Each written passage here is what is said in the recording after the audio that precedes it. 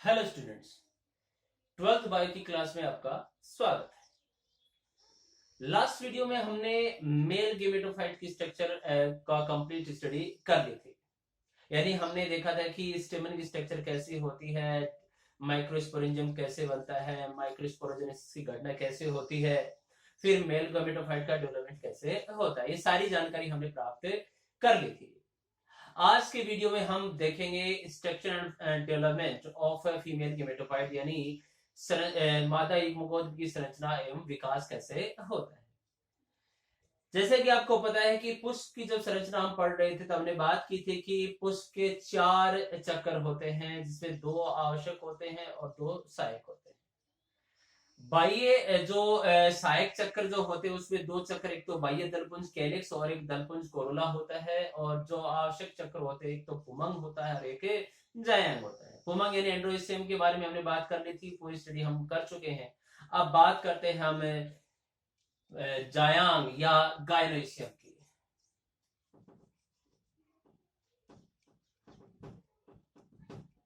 जायांग या गायनोइशियम, जायांग या गायनोइशियम का प्रत्येक जो सदस्य जो होता है उसे हम अंडक या जिसे हम कार्पल भी या मेगा स्पोरोफिल यानी गुरु बीजाणु पर्ण के नाम से भी जानते हैं। अब ये जो कार्पल जो होते हैं या गुरु बीजाणु पर्ण होते हैं, ये एक से अधिक भी हो सकते हैं, एक भी हो सकते हैं और एक से अधिक हो सकते हैं। जब ये एक से अधिक होते हैं तब ये आपस में स्वतंत्र भी रह सकते हैं। उस स्थिति को हम एपोकार्पस या युक्तांडपी कहते हैं। आपस में पृथक पृथक रहेंगे, इनमें किसी प्रकार का संयोजन नहीं पाया जाएगा। परंतु अगर ये आपस में जुड़े हुए हैं, सारे सारे के सारे कार्पल या मेगा स्पोरोफिल जिनको कहते हैं या गुरु बीजाणु पर्ण जिन्हें कहते हैं, अगर ये जुड़े हुए हैं उस स्थिति को सिनकार्पस या युक्तांडपी कहते हैं। अब बात करते हैं कि अंडक की जो संरचना जो होती है वो कैसे होती है, या ये कहूं कि मेगा स्पोरोफिल की संरचना कैसे होगी। मेगा स्पोरोफिल जो होते हैं बेसिकली इसमें गुरु बीजाणुदानी या मेगा स्पोरेंजियम जिसको कहते हैं वो पाई जाती है। अब इसके 3 मुख्यतः या 3 जो कंपोनेंट होते हैं, सबसे ऊपर की ओर देखेंगे आप, इसे हम कहते हैं स्टिग्मा या वर्तिकाग्र,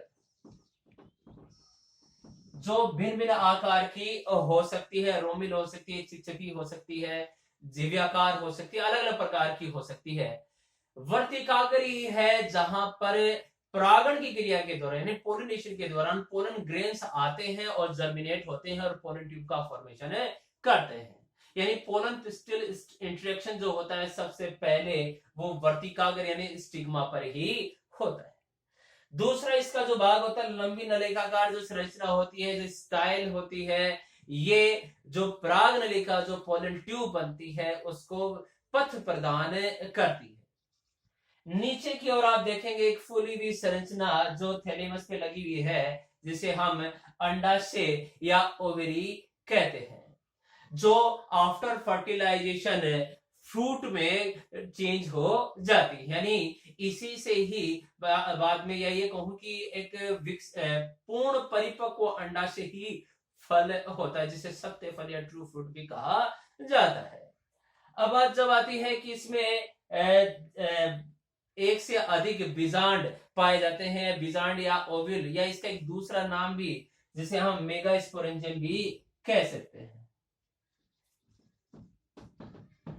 बीजांड या ओव्यूल या मेगा स्पोरेंजियम भी कहते हैं।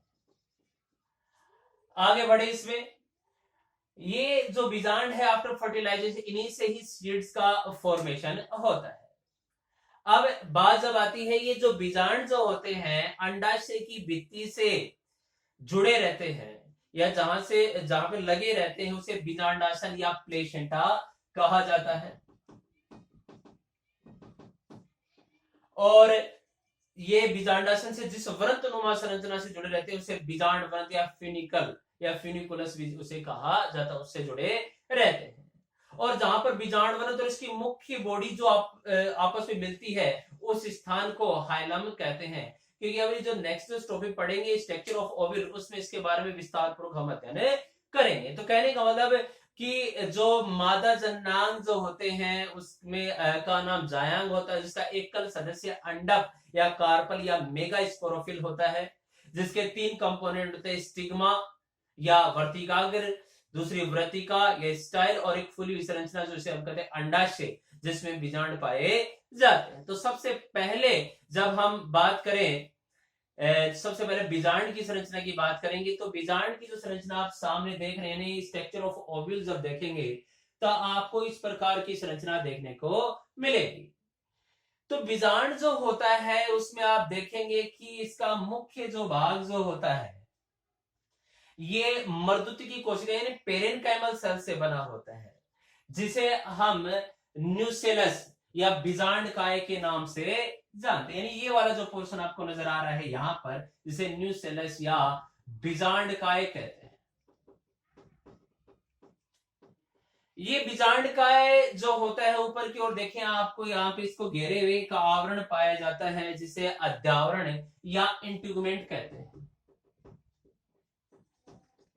या अध्यावरण के नाम से जानते हैं। मोस्टली अगर देखा जाए तो 2 अध्यावरण पाए जाते हैं, किसी में एक भी पाया जा सकता है, और कुछ होता है किसी में अध्यावरण पाया भी न जाए। तो कहने का मतलब यह है कि जिनमें 2 अध्यावरण पाए जाते हैं, 2 इंट्यूगमेंट पाए जाते हैं, उन्हें बायोटेक्निक कहते हैं। बायोटेक्निक कहेंगे। जिसमें एक ही अध्यावरण पाया जाता है उसे यूनिटेक्निक कहेंगे, और जिसमें एक भी अध्यावरण नहीं पाया जाता उसे एटेक्निक कहते हैं।